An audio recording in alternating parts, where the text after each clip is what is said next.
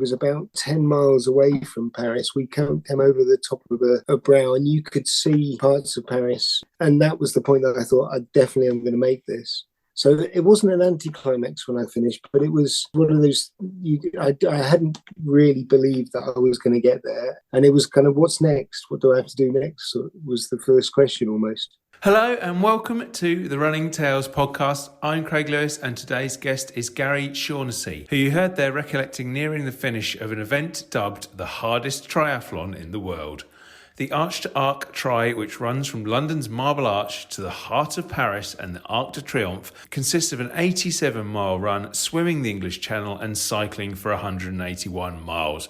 What makes Gary's achievement all the more remarkable is that he completed it after being diagnosed with Parkinson's disease in 2015. It's one of a host of incredible challenges, including everything from marathons and ultras to kayaking and zip wiring, which Gary has undertaken on the way to raising thousands of pounds for Parkinson's UK, who he serves as their chair of the Board of Trustees. This year, Gary will be undertaking even more challenges, including swimming from St Kitts to Nevis, running marathons in Newport, Paris and Madrid, cycling from Liverpool to the Ukraine, and joining a team of cyclists to go from Dover to Barcelona for the World Parkinson's Coalition, all to raise more vital funds for the charity. You can sponsor him now at justgiving.com/fundraising/Gary-Shaughnessy2. That's SHAUGHNESSY for Shaughnessy. In a wide-ranging conversation for this podcast, we also spoke about his role at England Athletics, where he is chairman of the board, and his success in finishing 40 marathons. But I started off by asking him how he felt when he first found out he had Parkinson's.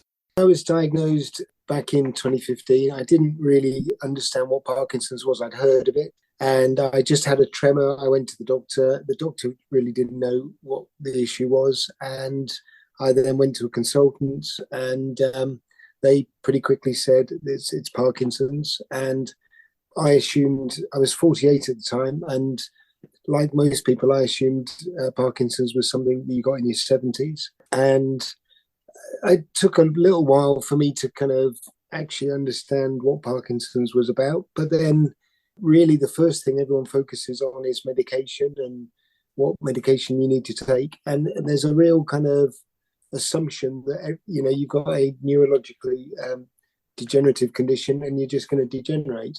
I'd given up football just a few years earlier. I played football till I was 45.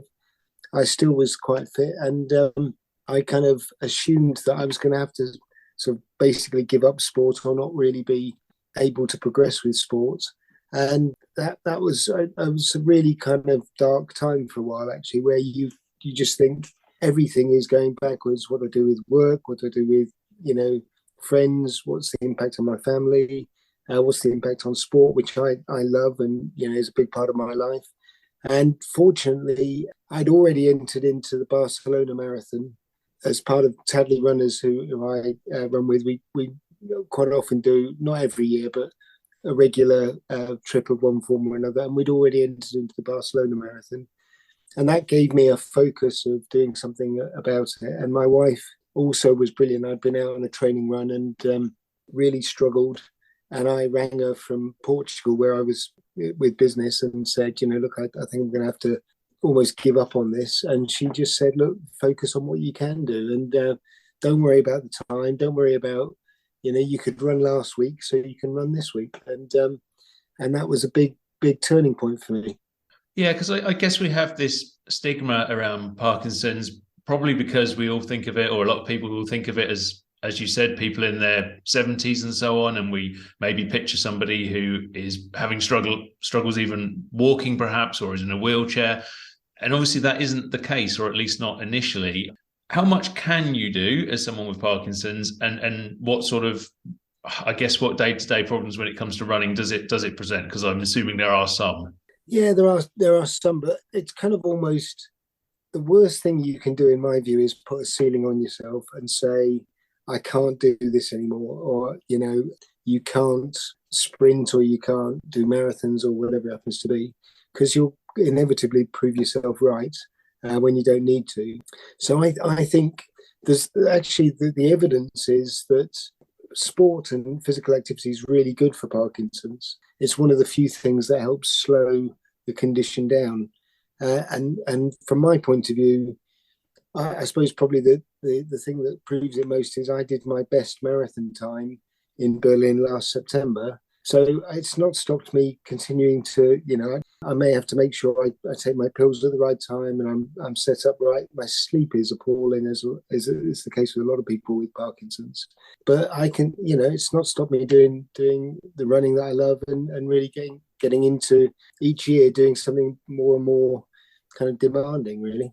And what was it like when you did that first marathon that you were already entered into, and you managed to get round there? Was that a bigger thing than any running or any sport you'd done before because of the diagnosis? I think it was a massive emotional release. The only real problem with it was my wife, Janet, ran the marathon as well. And I crossed the line first, but she got a better time than me because she was in the group behind starting. So, and she's never going to let me forget that. And and she avoids running in the same marathons that I run in ever since. But it was a real release, and I kind of everything started from there. Actually, it then got me thinking, well, I can do more, but I have a role to play to make sure that people realise that Parkinson's doesn't stop you doing everything, and it doesn't have to be marathons. A lot of people in the Parkinson's community do all sorts of sports, table tennis, just running very casually, short runs, walking, gardening, all those sorts of things can make a real difference. I just happen to have chosen to be a bit more extreme than most. Yeah, we'll get on in a minute to maybe just how extreme you have been, but you hinted there at some of the charity work that you've done, and I think you have managed to raise, is it £100,000 for Parkinson's UK over the years for a number of events? What made you initially think, I can really make a difference here? Well, I was at the time I was working full time. I was chief executive of Zurich in Europe, and that gave me a sort of profile, I guess. And because I had a profile, I felt I should really do something about that in terms of using that position to get across a message, but also to raise funds. I mean, the medication that most people use for Parkinson's was actually originally devised in the 60s before Neil Armstrong made it to the moon. And, there's a huge amount that can be done to help improve the quality of life for people with Parkinson's and hopefully search for a cure. And I kind of, I feel, obviously I'd like the cure for myself, but I also think there's 18,000 people in the UK get diagnosed every year, and we need to do something to try and stop there being anyone being diagnosed with Parkinson's or having to see it as something that they can't solve. I'm sure there's a plethora of things, but where does that money go? What's it spent on?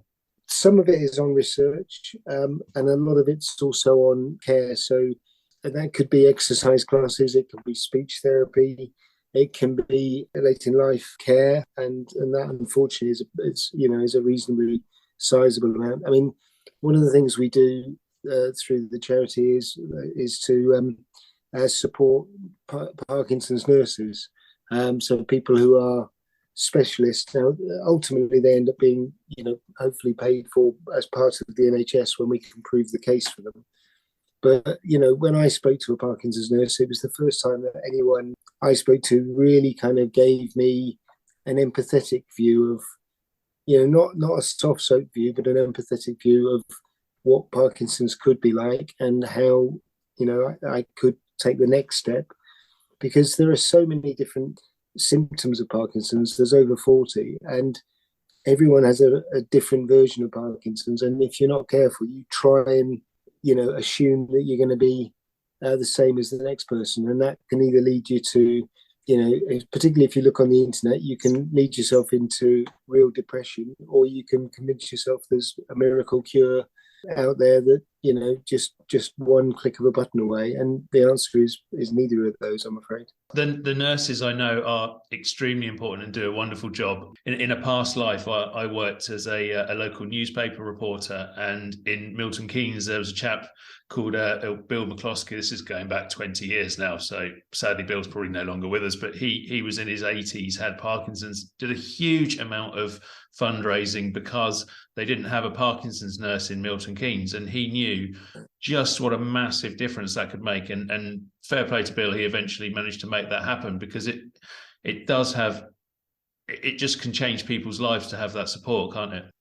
It can, and you touch on something really important. I mean, I wouldn't wish Parkinson's on anyone. I wish I didn't have it, but I have met so many inspirational people since I was diagnosed, and lots of people I would never have met otherwise. And you see people, whether it's fundraising or supporting others in their community, or people literally walking towards the fire and dealing with the challenges that Parkinson's give them, and other conditions as well, actually.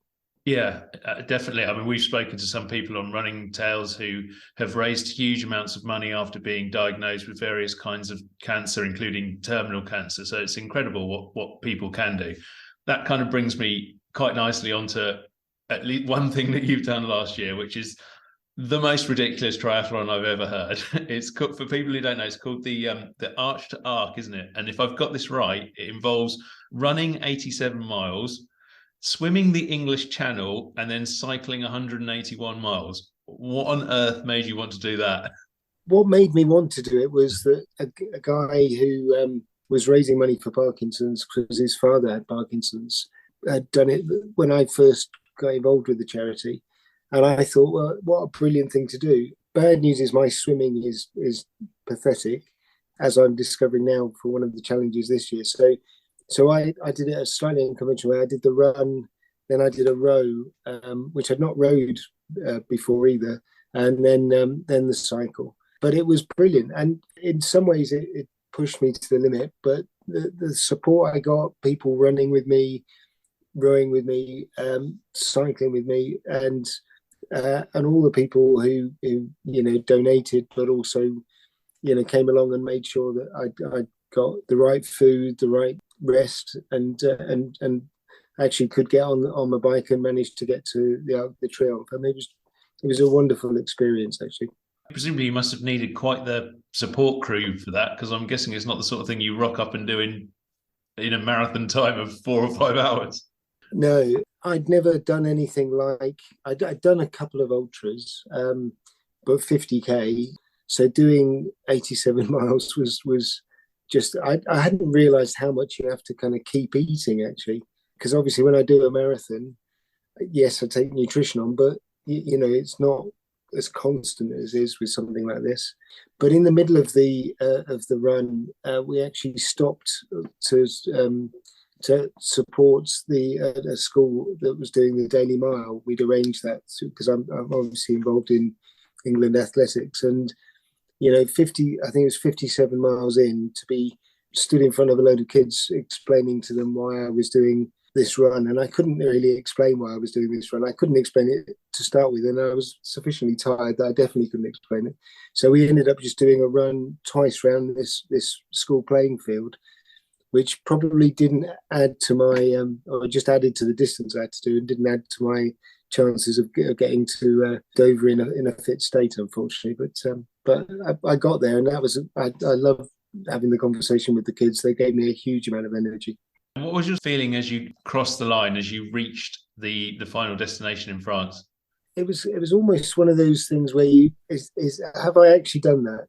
Have I completed it? And the point that was most powerful actually was about 10 miles away from Paris. We came over the top of a brow, and you could see parts of Paris, and that was the point that I thought I definitely am going to make this. So it wasn't an anticlimax when I finished, but it was one of those, I hadn't really believed that I was going to get there, and it was kind of, what's next? What do I have to do next? So was the first question almost.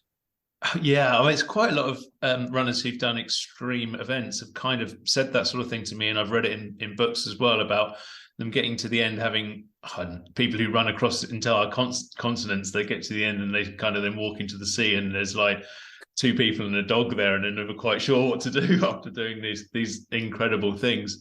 I could probably talk to you for the entire podcast about that race on its own, but I won't, because it's not the only one you've done. Do you want to go over some of the other events that you've done and completed, and also what you've got coming up planned for 2023? Because I think there's at least 3 marathons in the offing this year. There is. So I mean, in total marathons, I've done just under 40, which, you know, I mean, I've met a lot of people who've done a lot more than that, but I've done some interesting ones. The Jungfrau Marathon one was incredible, actually. It's about 25 kilometers, pretty much flat, and then 17, 18 kilometers straight up the side of the Jungfrau. And that I found tough, to say the least. For me, marathon running has also meant it's a great way of seeing different parts of the world. I mean, you know, I ran New York. I used to go to business in New York, and you know, when you run it, you see a completely different city. And you know, I could go through each of the marathons that I've done, but what we did a few years ago was we decided we wanted to come up with something that was a bit different, a world record, and I couldn't really find one. And my mate Andy Tucker, whose idea it was, you know, to do this, was came up with doing the 3-legged running. And could we do a world record for 12 and 24-hour 3-legged running? So we trained for that, and then COVID got in the way, and we had to have a social distancing. So we did it 1 year with a mannequin in between us, and then came back the next year and did the world record properly, and it was acknowledged by Guinness. You know, it was October 21 was the day that we did it, and that was a brilliant experience. Again, supported by people in Silchester. We round and round the cricket pitch, and that was superb. And then this year, I've got swimming 4K in March, which for me is I really am not a strong swimmer. Then I've got the Newport, the Paris, and the Madrid marathons. And then I've got 2 cycles, one from Liverpool to Ukraine, and Zurich have kindly agreed to match the funding that people put in for Parkinson's to match it to support a mental health charity for refugees from Ukraine. And then I'm cycling with a group of people with Parkinson's from Dover down to Barcelona for the World Parkinson's Congress. So it's a quiet year. But the cross training is actually doing me good. I think it really is. Yeah, you mentioned it earlier about the health benefits of Parkinson's, of exercise for those with Parkinson's. But by the sound of it, that's made quite a huge difference to you. Yeah, it has. I mean, my tremor is worsening and my sleep is worsening, but it's, I mean, balance can be a real problem for people with Parkinson's. And I think doing all the you know, particularly when I do trail running, it just gets you into it helps you cope with it. And it, you know, you're not doing exercises specifically for it, but you are making it better. I got my best parkrun time just before Christmas as well. So I think because I'm doing so much training, it's putting right what I should have been doing years ago and doing my training properly, to be honest. Well, we could all probably do our training a little bit more properly, but that's another story. You mentioned that you used to do a lot of football. Did you do a lot of running when you were younger as well, or was running something that's happened in recent years? When I was at school, I felt I was quite a decent 800 and 1500 meter runner. I say I felt I was. I ran for Berkshire, and then I remember running in one of these, county events, and someone just coming past me as though I was stood still, and made me realise that my definition of good was a long way from being good. But when I went to college, I pretty much stopped doing running and focused on football. So I always had reasonably good stamina because of playing in centre midfield. But when I gave up football, I did want to continue doing sport, and I did my first marathon actually in 1984 when I was just before I went off to university, And I did the second one in London in 2008 when I was looking as though I was going to give up football. I actually carried on football for a couple of years, but so I didn't expect to do as much running as I've done, but I certainly, sport generally has always been a big part of my life. And presumably now with the amount you're doing these days, you actually love running and love doing the sport. What is it that makes it so special for you? I think it's a combination of things. I mean, you can be both social and have time to yourself with running, and I love the fact that I can go out when I'm, I've got a business issue that I'm trying to sort out in my own mind. I can go out for a run. I can't run, breathe, and think at the same time. So somehow that problem goes to the back of my mind, and yet when I get to the end of the run, I've almost invariably found a solution to it, or at least an idea of where to go. I love the social part of running. I mean, sadly runners, it's, there's some good runners there, but it's more of a social club than it is a really elite running club. But these are really nice people who've become great friends, and you get to see lots of different people from different parts of the community, and yes, there's the competitive bit when you do the cross countries, that we're in a cross country league and so on. But there's also just we had a pub run on Monday, for example, and you get to go somewhere that you would never have otherwise gone, and with a bunch of people that you really like and get on with. So my wife also runs quite a bit, and one of the best things, probably the best experience I've had running was my wife and my three children, Michael, Daniel and Bethan, all ran with me in the London Marathon, and it was just, the support I've had from family and friends, but the family has been wonderful. And my two boys would run if I'd not encouraged them, but Bethan wouldn't have done a marathon. She did, but she did it because she wanted to support me, and that was superb. The number of reasons are just endless, really. Yeah, that sounds absolutely incredible to be able to do that kind of thing as a family, and running, and what you're doing now, I think, has led you into a role with England Athletics as well. How does that work? What's your role there? Yeah, so when ultimately Parkinson's has meant that I stepped down from my full-time role, and I've now become first of all chair of Parkinson's UK. I'm still chair of the Z Zurich Foundation, which is the company's global charity. And then about 18 months ago, I was approached to become chair of England Athletics. For me, that sort of joy of lifelong involvement in a sport, and the idea of everything from youngsters through to, I met someone recently who was a volunteer who'd done 70 years of volunteering and was just celebrating his 90th birthday. I mean, it's that's really something that I think is superb. And I'm also then on the UK Athletics Board, which gives me an insight into some of the elite athletics as well. So it's been fascinating, actually. Really learned a lot.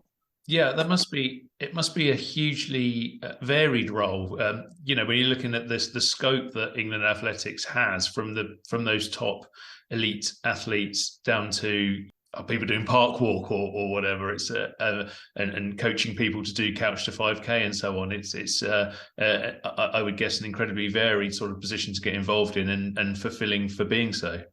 Yeah, I mean, there's a big chunk of it that's around governance and rules and safeguarding, and that's really, really important. But then there's a large amount which is about effectively just making it easier for people to do the sport, and to do it in a way that works for everything from youngsters. I was at one of the sort of sports hall events in Norfolk a couple of weeks ago. There was about 200 kids between 11 and 15, and just seeing the energy and the enjoyment that people get is really motivating and really rewarding, and being part of being able to help support volunteers to put these kind of events on. I mean, it's I think athletics and running is just such a core part of a core sport for people across the UK, and we need to make it easier and easier for people to do it, to be honest. What would you say about the health of running as a sport at the moment? Because if you go back over the last 10, 20 years, I think it's massively picked up. It used to be something that only elite people did. If you couldn't run really fast, you might go for a jog around the block, but you weren't really a runner. Then we've had things like Park Run. We've had running clubs come up everywhere. More and more people just seem to be lacing up their trainers and going for a run. But I have also heard stories that since the pandemic, clubs are struggling to keep hold of members. Events aren't attracting as many people. So I'm just wondering, from your point of view, what you think of the overall health of running as a sport.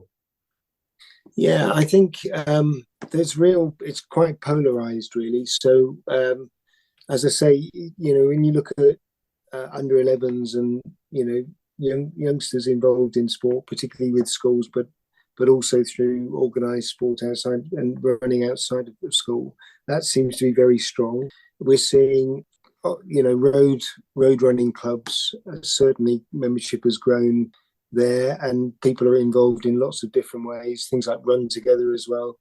Track and field has plateaued more, and there's always been a challenge, from people leaving school and going to university and into working life, and then maybe coming back later in life. But we've seen some of the numbers there drop more than was the case before. Track and field also has the challenge of, the investment in facilities. I think the field sports have had more challenges than the track events. But that's been an issue.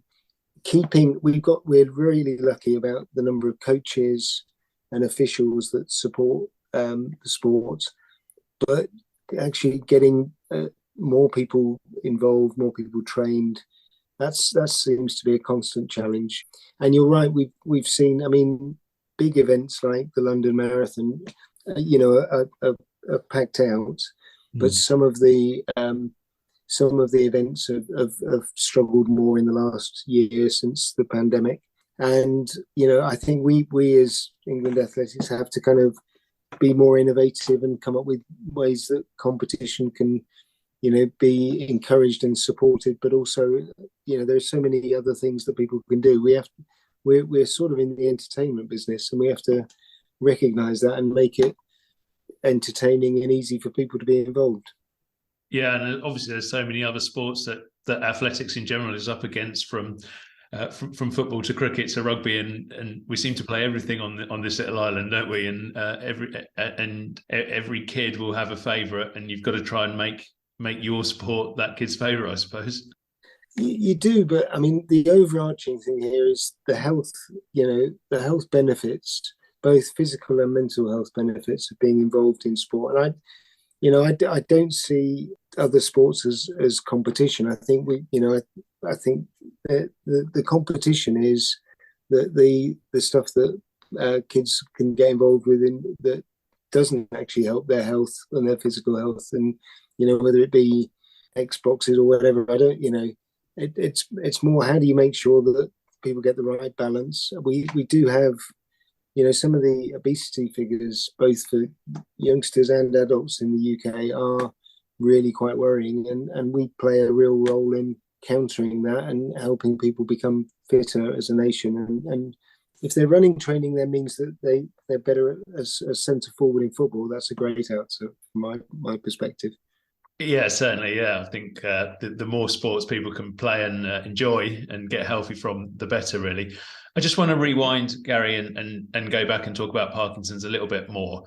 How would you approach the Gary who was diagnosed in 2015 and perhaps felt a little bit down about the whole thing, thought that sport was over for him? If presumably you're meeting people in that situation now, having learned and done what you've done, what do you say to those people? I think for me, the first thing is, it's not the end of life, it's the beginning of a new life. And actually a degenerative condition, whether it's Parkinson's or other conditions, can take a long period of time. That's not the case with everything, but you don't have to kind of tomorrow, that's it. You've gone from being healthy and active to not being healthy and active. The second thing I'd say is, do what you can to put yourself in control. I mean, yes, medication can help, but actually doing sport, doing running, doing whatever the sport is, looking at diet, etc., can make a big difference. I feel better from the fact that I'm actually taking some control, and I wish I'd done it, quicker. And there are also plenty of places and people who will help and get involved with you. I think the other thing I'd say is there are lots of Parkinson's groups, and I'd say it's a good idea to talk to those. But people don't always want to be part of the Parkinson's, running group or whatever.